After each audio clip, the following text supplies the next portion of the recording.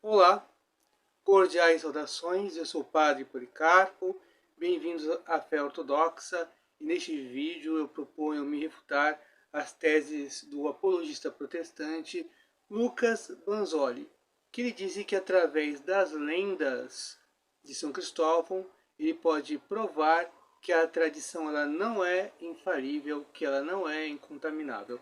Vamos ouvir o Lucas Banzoli. Agora, o propósito desse vídeo não é só falar desse santo, inclusive a gente já fez um vídeo sobre ele, mas sim falar como que ele refuta a tradição oral romanista, da qual eles tanto se orgulham, dizem que é infalível, incorruptível e assim por diante. Mas primeiro, Muito bem. O Lucas Banzoli, ele confunde a tradição atribuída ao martírio de São Cristóvão não faz parte do depósito da fé, não faz parte da tradição apostólica. Então, aqui, o que nós precisamos delimitar é o seguinte: há tradições e há tradições. Não colocar tudo no mesmo pacote. Há tradições, por exemplo, São Cristóvão viveu depois dos apóstolos, então não tem nem como dizer que é uma tradição apostólica, porque não foi essa história não foi narrada por algum apóstolo. Ele veio depois. Então, tradição apostólica é tudo aquilo que os apóstolos receberam do próprio Cristo. É dessa tradição que nós vamos falar, ou melhor, dessas tradições apostólicas que nós iremos falar, se elas se corromperam ou não. É isso. Ouçamos novamente o apologista protestante Lucas Banzoli. porque na verdade é o contrário do que o Túlio disse, é aquilo que é escrito que é mais fácil de ser preservado, justamente porque foi registrado, e aquilo que foi dito apenas oralmente, depois com o passar do tempo ninguém mais sabe o que foi dito, ninguém sabe sequer se realmente foi dito originalmente, e cada um pode adicionar qualquer coisa ali, aquele velho ditado, né, quem conta um conto aumenta um ponto, é que nem telefone sem fio, né, um vai passando pro outro e vai aumentando e ganhando contornos lendários. E nada melhor para exemplificar isso senão a história do nosso santo favorito, o São Cristóvão. Bom, o Lucas ele pega aí um exemplo do Túlio, que já debateu com ele, que ele diz respeito e tudo mais, que é um católico romano. E aí o Túlio argumenta que a tradição ela é mais confiável, fala da tradição judaica, que vocalizou, né, as vogais, porque no alfabeto hebraico antigo não tinha, né, não tinha as vogais, então ele dá esse exemplo. E aí, como vocês viram no vídeo, o Lucas vai no exemplo contrário, dizendo que Jesus condenou a tradição dos fariseus, o que é verdade. Porém, ao condenar a tradição dos fariseus, Jesus não condenou a sua própria tradição, porque Jesus mesmo não deixou nada escrito. Jesus prezava mais a tradição, que a tradição vem pelo ouvir. Então Jesus prezava mais a tradição, tanto é que ele não deixou nada escrito. A incumbência disso deixou aos apóstolos. Bom, mas Jesus sim condenou a tradição dos fariseus, que não é a mesma tradição apostólica. Dito isso, muito bem. E que, claro que as tradições humanas podem se corromper, mas uma tradição divina, ela não pode se corromper. E é isso que está em jogo. Se a tradição divina pode se corromper ou não. Lembrando que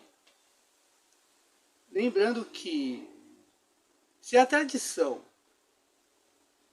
ela pode se corromper, então o Lucas Manzoli nem deveria acreditar nos evangelhos ou nas epístolas dos apóstolos, porque, veja bem, vou pegar aqui a Bíblia de Jerusalém. A primeira carta aos Coríntios, ela foi escrita em meados do ano 55 da era cristã. Ou seja, Cristo subiu aos céus no ano 33. A Epístola aos Coríntios, a primeira, foi escrita no ano 55, 22 anos depois da ressurreição e ascensão de Nosso Senhor aos céus. Paulo é o primeiro texto eucarístico que nós temos. Paulo, no capítulo 11 da primeira carta, no versículo 23, escreve: com efeito, eu mesmo recebi do Senhor o que vos transmiti. Na noite em que foi entregue, o Senhor Jesus tomou o pão, depois de dar graça, partiu e disse: isto é o meu corpo, que é para vós, fazei isso em memória de mim. E aí segue. Mas vamos nos deter aqui no versículo 23. Com efeito, eu mesmo recebi do Senhor o que vos transmiti. Paulo, durante 22 anos, não escreveu nada sobre a Eucaristia, sobre a fórmula da consagração. Esse é o primeiro texto que nós temos sobre a Eucaristia, como é celebrada e quais eram as palavras que Jesus disse, que Paulo conservou na memória durante 22 anos. Ora, ele argumenta, inclusive no seu vídeo, que ele vai falar que o Túlio é médico, que o Túlio prescreve receitas para as pessoas não se esquecerem e tal. Se a memória fosse assim, se a memória humana fosse assim, tão esquecida, então, na verdade, deveria ser que nem na série The Chosen. Mateus está ali o que Jesus fala, Mateus está escrevendo ali na hora. Na hora. Isso não é verdade. Isso não é verdade. Agora, é aquela questão. O povo da antiguidade, principalmente os povos orientais, eles eram povos de tradições, eles eram povos dados a ouvir e a reter na memória. E a reter na memória. Eles guardavam em seus corações. E essa herança era confiável. Era confiável. Então eles retinham no coração a importância de guardar. Porque assim, no Oriente Médio, nem todo mundo era alfabetizado. Então as pessoas guardavam na memória. E quando podiam encontrar alguém que soubesse escrever, eles relatavam aquilo que eles tinham retido na memória. Então, sim, a tradição ela é confiável, porque os povos orientais sempre foram dados mais às tradições do que à escrita. Dado o fato também do analfabetismo que era muito grande naquela época. Hoje nós não temos necessidade de reter tudo na memória, porque em comparação com hoje, grande parcela da população é alfabetizada. Então nós ocidentais do século XXI não temos necessidade de guardar, de reter na memória. Nós temos uma evolução crescente na progressão da alfabetização, ainda que muitos sejam analfabetos funcionais. Bom, ainda falando desse ponto, eu quero dizer o seguinte, ainda pegando o texto de São Lucas, apóstolo, que é muito importante. Bom, nós podemos dizer que São Lucas certamente conheceu a Virgem Maria, porque no capítulo 2 do seu Evangelho, ele diz, no versículo 19, Maria, contudo, conservava cuidadosamente todos esses acontecimentos e os meditava em seu coração. Capítulo 2, versículo 19. O mesmo Evangelho de Lucas, no capítulo 2, versículo 51, diz...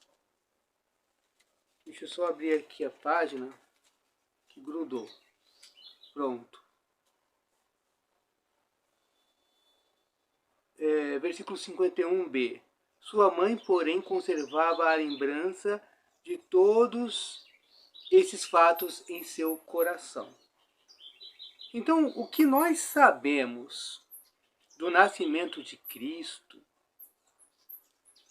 das dúvidas de São José, da visita do arcanjo Gabriel, do nascimento miraculoso, da vinda do Espírito Santo sobre a Virgem Maria, a santificação de João Batista no ventre de sua prima Isabel, o que nós vemos no nascimento de Cristo, os anjos anunciando aos pastores, os magos indo visitar, todas essas coisas Maria guardou em seu coração. Pelo menos o que dele se dizia e tudo, né? Então, provavelmente São Lucas entrevistou porque ele sabia que ela guarda. Como é que ele sabia que a Virgem Maria guardava todas essas coisas cuidadosamente em seu coração? Porque certamente São Lucas a entrevistou. Então, claro, provavelmente a Virgem Maria não sabia escrever, era menina e a cultura escrita era para homens, então ela era analfabeta. Ora, ela era analfabeta, não podia escrever, não sabia ler, provavelmente não sabia ler, então ela teve que guardar cuidadosamente todas as coisas no seu coração, até que surgisse alguém disposto a pôr no pergaminho. E este foi São Lucas. Olha então a importância da tradição.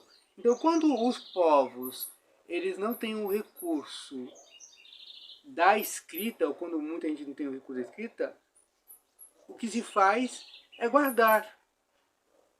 Mas Maria, segundo o evangelista, guardou todas essas coisas cuidadosamente no seu coração. Não foi de qualquer forma. Tá? Então está aí um texto que abona a tradição. No próximo trecho, o Lucas Banzoli vai argumentar contra o Túlio que as tradições orais elas não são incorruptíveis, dada a tradição dos judeus, que se corrompeu, e ele vai falar que Jesus criticou a tradição dos fariseus, o que é verdade. Só que, para que você não seja enganado, tenha cautela, não seja incauto.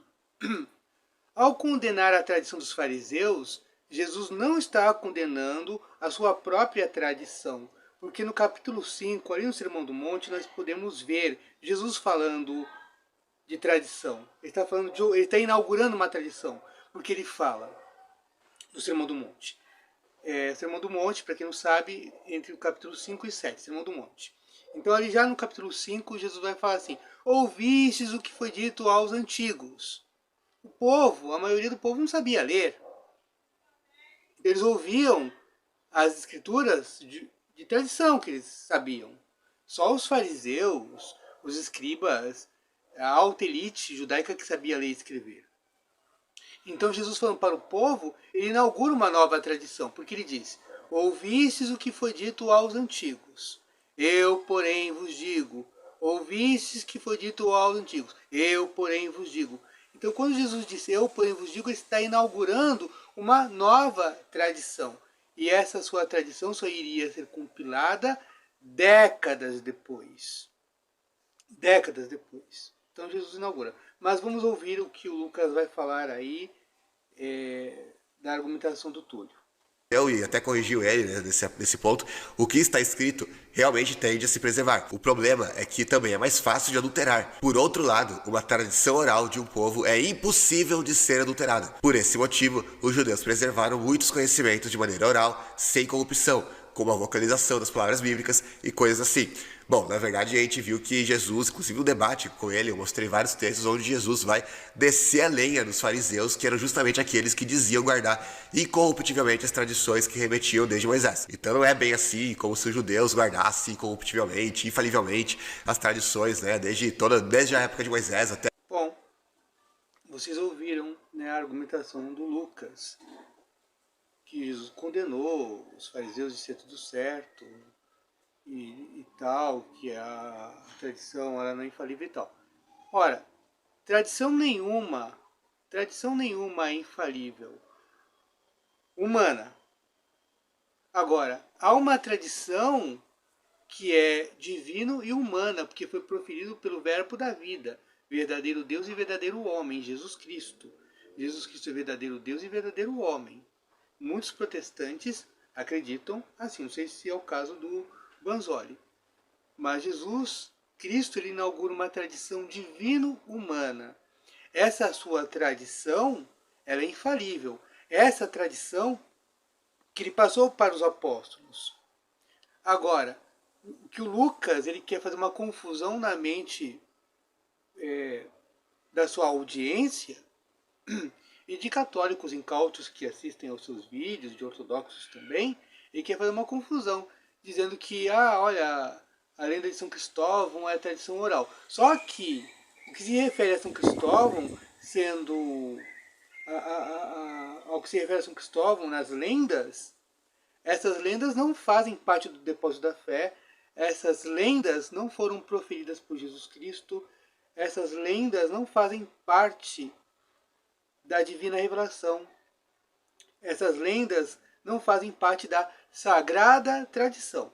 Uma coisa é a sagrada tradição, que é aquilo que Jesus Cristo revelou aos seus apóstolos e os seus apóstolos mantiveram e passaram aos seus sucessores. Isso é a tradição apostólica, que se encerrou com a morte do último apóstolo e desde então a igreja apenas guarda e transmite aquilo que recebeu. Ponto. São Cristóvão, suas lendas não tem nada a ver com tradição apostólica. É tradição? É. Tradição oral? Sim, verdade. É apostólica? Não. Então a tradição humana ela pode ser acolhida, rechaçada, como bem entender. É isso. No próximo corte de 8 segundos, o Lucas Banzoli vai repetir o que o Túlio disse, que é impossível uma tradição oral ser adulterada, ser forjada, até que cortei a palavra do Lucas, não deu para entender o final. Que uma tradição oral não pode ser adulterada, forjada.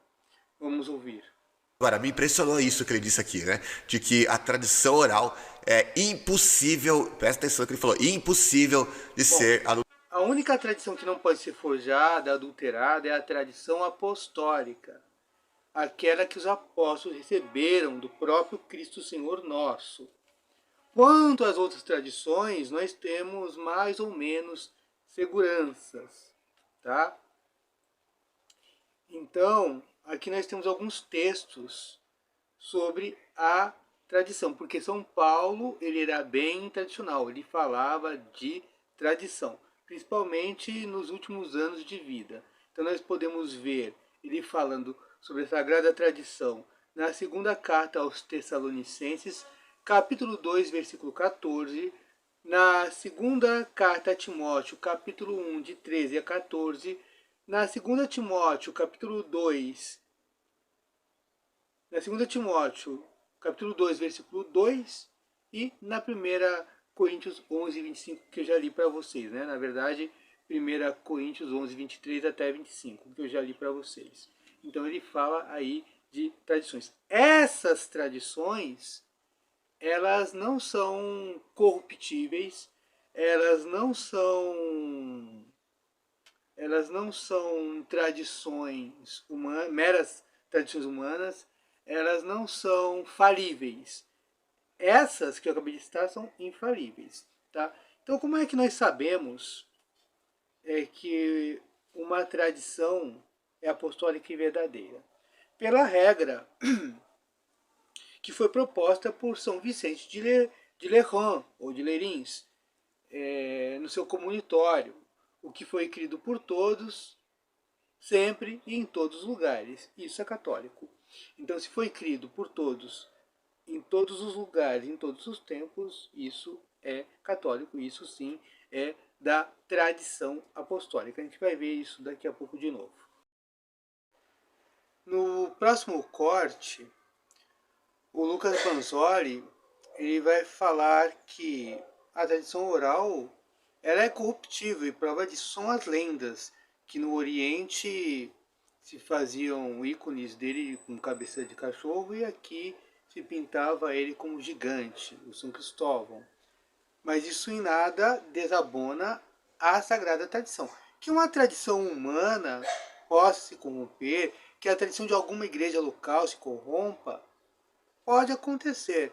Mas isso não fere a tradição apostólica, a tradição sagrada, aquela que foi comunicada por nosso Senhor Jesus Cristo. Mas vejamos aí o vídeo do Lucas Banzoli.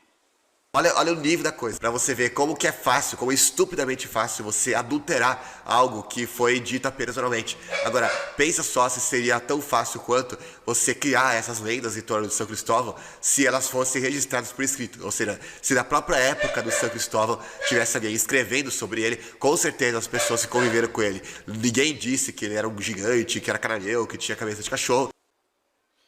Pois bem, então torno aqui a repetir. Aqui vocês estão vendo um cachorro protestando. Acho que ele não gostou que eu falei de São Cristóvão. Mas tudo bem. Então, voltando aqui ao assunto do Lucas. As tradições orais, as lendas sobre São Cristóvão, não desabonam a sagrada tradição. Porque uma coisa é a sagrada tradição. Se a sagrada tradição ela veio de Jesus Cristo, e ele é Deus verdadeiro, e eu creio que ele é Deus verdadeiro, essa tradição que veio de Jesus Cristo, ela não pode se corromper. Da mesma forma que a igreja fundada por ele não pode se corromper. É impossível que se corrompa. Então a tradição de Cristo, ela está em pé, tá? Ela está em pé até hoje. Tá? Então que a tradição particular de alguma igreja se corrompa, tudo bem. Isso não fere o depósito da fé. Agora, dizer, por exemplo, que os primeiros cristãos não tinham bispos, que os primeiros cristãos não tinham presbíteros, que os primeiros cristãos não celebravam a Eucaristia, que a Eucaristia tinha uma liturgia pré-estabelecida como a gente vê nas igrejas do Oriente, com cerimônias, com várias orações, que todas as igrejas creem na presença real. Isso é a tradição apostólica. Isso nunca se corrompeu e nunca vai se corromper. Isso é apenas um exemplo. Nós temos outros exemplos. Que o batismo é dado por tríplice imersão na igreja ortodoxa, que se preserva o costume até hoje. Que a liturgia é dialogada com os fiéis, como está lá na tradição apostólica de Santo Hipólito de Roma e tantas outras coisas. Tá? Nada disso foi perdido, nada disso se corrompeu. É isso. Então, uma coisa é a lenda de São Cristóvão. Então, assim, se o Lucas Banzoli ele quer colocar em pé de igualdade, que aliás, isso é uma falácia, é a falácia da falsa equivalência. Então você pegar a tradição apostólica que veio do próprio Jesus Cristo, com tradições humanas, colocar em pé de igualdade, isso é a falácia da falsa equivalência. Dizer que coisas que são desiguais são iguais quando elas não são iguais. É isso. Parte do vídeo do Lucas Banzoli, que eu não pus aqui, eu acabei esquecendo, mas quem quiser pode ir lá no vídeo dele, no original mesmo, que ele fala que tanto a igreja ortodoxa como a igreja romana, elas são amilenistas, quando os padres da igreja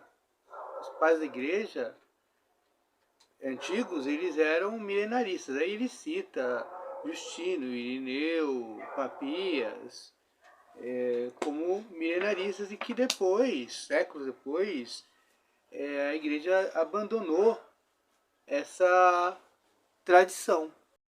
Mas essa doutrina do milênio ela não era unanimidade nos primeiros séculos, tá?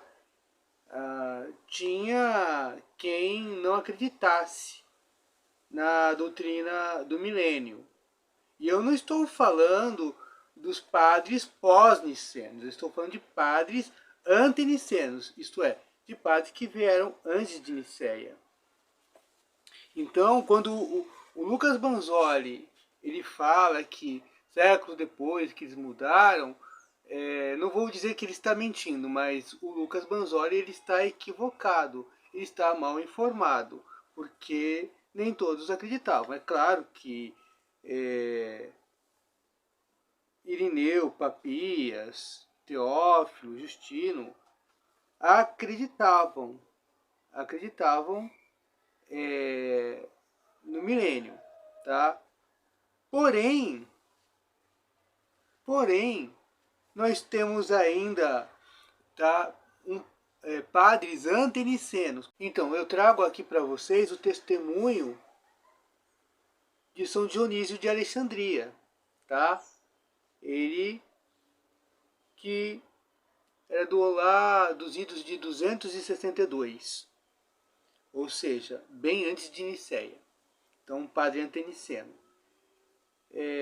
Dionísio de Alexandria escreve: eles apresentam uma certa composição escrita por Nepos. Com base nisso, como se fosse prova incontestável, insistem fortemente que haverá um reino de Cristo na terra. Tentam levar nossos irmãos mais simples a esperar por coisas que são triviais e corruptíveis, ou seja, somente aquelas coisas que podemos encontrar presentemente no reino de Deus. Então, Dionísio de Alexandria era contra. Vitorino também era contra. Ele era amilenista. Vitorino. Olha o que ele escreve: não devem ser ouvidos aqueles que afirmam que existirá um reino terrestre de 1000 anos. Eles pensam como o herege Cerinto, pois o reino de Cristo já é eterno nos santos, ainda que a glória dos santos será manifestada depois da ressurreição. Vitorino, que viveu lá pelos idos de 280, também bem longe da época de Nicéia. Tá? Agora eu vou citar o testemunho de Metódio, bispo de Olimpo, lá pelos idos de 290, ainda longe de Nicéia. Ao pegar minha jornada e sair do Egito desta vida, primeiro cheguei à ressurreição, que é a verdadeira festa dos tabernáculos. Lá montei meu tabernáculo, adornei-o com os frutos da virtude no primeiro dia da ressurreição, que é o dia do juízo, e comemorei com Cristo o milênio de descanso, que é conhecido como o sétimo dia, até mesmo como o verdadeiro sábado. É isso. E o que eu citei está no dicionário de crenças, dicionário das crenças dos cristãos primitivos, de David Berkot, protestante, tá? Então o autor desse dicionário é um autor protestante, foi daqui que eu tirei as citações, tá? Então é uma fonte insuspeita, David Berkot, dicionário das crenças dos cristãos primitivos, que é de uma editora protestante inclusive. Tá? Então tá aqui, ele cita os padres, aqui é uma obra só de padres antenicenos. Então essa coisa de mudar a doutrina e tudo mais, como o Lucas Banzoli quis falar, não aconteceu depois dos nicenos. Ainda na era pré-nicena tinha quem discordasse. Por quê? Porque essa doutrina não era unanimidade. Uma doutrina só é verdadeiramente apostólica se ela contempla que foi crida por todos, em todos os tempos, em todos os lugares. Se ela não foi crida em todos os lugares, por todos em todos os tempos, então ela não é doutrina apostólica. Simples assim. É a regra de São Vicente de Lerron, ou de Lerins, como queiram. Tá? É isso. Bom, o Lucas Banzoli, ele ainda vai falar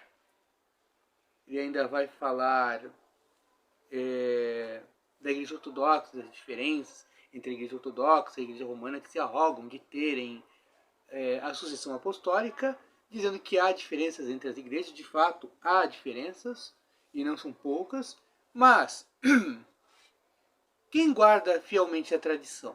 A Igreja Ortodoxa. A história eclesiástica está aí para quem quiser ver. Né? Tem os livros do Yaroslav Pelikan, que foi luterano, no fim da vida se converteu para a Igreja Ortodoxa, um grande erudito. Então, tudo aponta para o Oriente. Então, as igrejas orientais, elas têm as mesmas coisas. Ainda, por exemplo, entre a igreja ortodoxa grega e a igreja copta, que é uma igreja ortodoxa oriental, elas separaram em 451, elas guardam as mesmas tradições, tá? Usam pão fermentado, tem a preparação da liturgia, que o padre tem que fazer o pão com várias orações, são 7 sacramentos, o batismo tem que ser dado junto com o Santo Míron, que é a crisma, existem padres celibatários e padres casados, tudo isso faz parte do Oriente, que a Igreja Romana no primeiro milênio também guardava essas tradições e outras, tá? Ela que acabou se desviando, infelizmente, enveredando por outros caminhos, mas a Igreja Ortodoxa é que guarda, mesmo você vê igrejas separadas que guardam um patrimônio comum da tradição apostólica. Então aquilo que foi guardado é realmente de origem apostólica. E para finalizar, o Lucas ele fez um outro vídeo de reação ao ateu Daniel Gontijo, tá? Que faz vídeos sobre religião. E aí o Daniel Gontijo fala que os evangelhos não foram escritos pelos evangelistas, cujos nomes estão lá nos evangelhos, Mateus, Marcos e tal. E aí o Lucas Banzoli, ele cita a tradição apostólica, ele cita Irineu e cita Papias, contra o Daniel Gontijo. Ou seja, a tradição oral, a sagrada tradição, só não vale quando um católico ou um ortodoxo desafia um protestante. Quando um ortodoxo ou quando um católico romano quer provar alguma coisa para o protestante. Aí a tradição é corrompida, né? Aí a tradição não é confiável. Vide a história, as lendas de São Cristóvão, né? Ele quer colocar a lenda de São Cristóvão em pé de igualdade com a tradição de Jesus Cristo, né? Então, vide lá, olha como a tradição se corrompe, faz uma confusão aí toda e tal, né? Então, ele quer desabonar a tradição para católicos e ortodoxos, dizendo que são confiáveis, que as igrejas têm doutrinas díspares e tal. Então, assim, só que a história ela é objetiva, tá? A história é objetiva. Se você procurar qual é a igreja ou as igrejas orientais que guardam a tradição, basta consultar os livros de história eclesiástica e até os primeiros séculos, e você vai ver quais são as igrejas que realmente mantiveram as tradições incólumes. Simples assim, tá? Em qualquer livro de história eclesiástica. A arqueologia também ajuda nesse sentido, tá? Então, assim, o Lucas Banzoli raciocina assim. Quando os católicos e os ortodoxos citam contra a minha tradição, a tradição não vale nada. Mas para eu refutar os meus inimigos, os ateus, aí sim eu vou me valer de Irineu, vou me valer do testemunho de Papias, que são testemunhos externos às escrituras. E, ainda mais, que eu sempre falo para os protestantes, o cânon dos livros do Novo Testamento, dos 27 livros, não estão consignados na própria Escritura. Vieram por tradição e depois essa tradição foi consignada por escrito. Isso. Então vamos deixar aí com o vídeo final do Lucas citando para o Daniel Gontijo, né, na sua reação, Irineu e Papias. É isso. Toda a evidência histórica tá do nosso lado. Inclusive, a gente tem uma citação bem antiga de Irineu de Lyon, do 2º século depois de Cristo, onde ele vai falar que os evangelistas eram Mateus, Marcos, Lucas e João. E antes disso, tem uma citação bem menos conhecida de Papias de Herápolis, por isso que eu separei aqui citações de Papias, onde Papias, para quem não sabe, é um escritor ali do 1º século, que nasceu antes de 70 depois de Cristo, aí aproximadamente em 65 ele nasceu e vai morrer ali em meados do 2º século. Portanto, a gente está falando de um escritor que, de acordo com os próprios pais da igreja, era alguém que tinha conhecimento de primeira mão dos apóstolos. E olha o que ele escreve aqui, por exemplo, de Mateus. Mateus reuniu de forma ordenada, na língua hebraica, as sentenças de Jesus e cada um as interpretava conforme a sua capacidade. Ou seja, claramente falando que Mateus é o escritor do Evangelho de Mateus. A mesma coisa ele fala de Marcos, por exemplo. Marcos, em momento algum, errou ao escrever as coisas conforme recordava. Sua preocupação era apenas uma: não omitir nada do que havia ouvido, nem falsificar o que transmitia. Ou seja, ele vai dizer que Mateus escreveu Mateus e Marcos escreveu Marcos. Bom, se vocês gostaram, curtam, comentem e compartilhem. E agora a opção de serem membros do canal para ajudar o canal a crescer. Se você acredita no meu trabalho, então se torne membro do canal para você ter vídeos exclusivos também, tá? E até o próximo vídeo. E que o bom Deus nos guarde a todos nós, o Pai, o Filho e o Espírito Santo, agora e sempre, pelos séculos dos séculos. Amém.